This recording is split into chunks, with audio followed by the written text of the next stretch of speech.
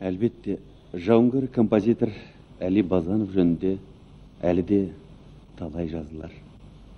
Оның ерлігі жастарға үлгі өнеге болары хақ.